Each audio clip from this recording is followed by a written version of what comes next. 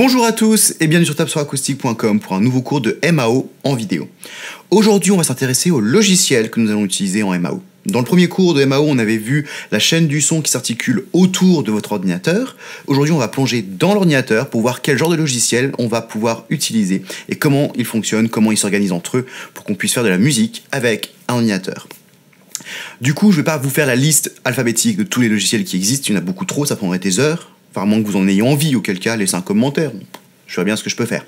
À la place, on va les catégoriser dans différentes catégories et on va voir à quoi servent ces différents logiciels. Comme ça, vous pourrez savoir, suivant vos besoins et vos envies, de quoi vous aurez besoin et comment tout ça, ça fonctionne. Donc, on va couper le cours en plusieurs parties. Dans la première partie, on va parler des drivers et plus spécifiquement des drivers ASIO. Ça, c'est absolument essentiel pour que votre configuration fonctionne correctement. Dans la deuxième partie, nous parlerons des séquenceurs qui seront un peu le cœur de votre système logiciel.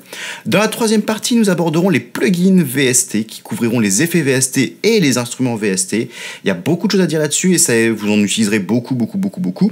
Et dans la dernière partie, on verra les autres. Voilà, tout ce qui rentre pas dans les trois premières catégories, donc c'est un peu des logiciels anecdotiques, j'ai envie de dire, qui serviront pas à tout le monde, mais bon, autant en parler quand même parce que ça fait partie de ce qu'on utilisera en MAO.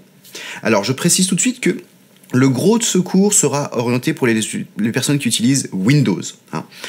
Sur Mac et sur Linux, on peut aussi faire de la MAO, évidemment, les choses sont légèrement différentes. Grosso modo, tout ce que je vais dire sera à peu près pareil sous Linux et sous Mac, sauf la première partie qui concerne les drivers. Là, c'est vraiment très différent sur Mac et sous Linux, et donc du coup, moi, je vais me focaliser aujourd'hui sur Windows, parce que c'est quand même ce qui est le plus utilisé, donc autant faire ça. Et puis je verrai plus tard si un jour on fait des vidéos sur Mac ou sur Linux pour parler un peu de ça. Mais aujourd'hui, c'est Windows en priorité. Cependant, si vous êtes sous Mac ou sous Linux, n'hésitez pas à regarder les autres parties, la deuxième, troisième et quatrième partie, parce que ça marche quasiment pareil sous Mac et sous Linux. Donc sans plus attendre, on va se plonger directement dans la première partie pour parler des drivers. Et comme d'habitude, je vous rappelle que si vous voulez, vous pouvez nous retrouver sur facebook.com/t4guitare ou sur twitter.com/tabsoracoustique.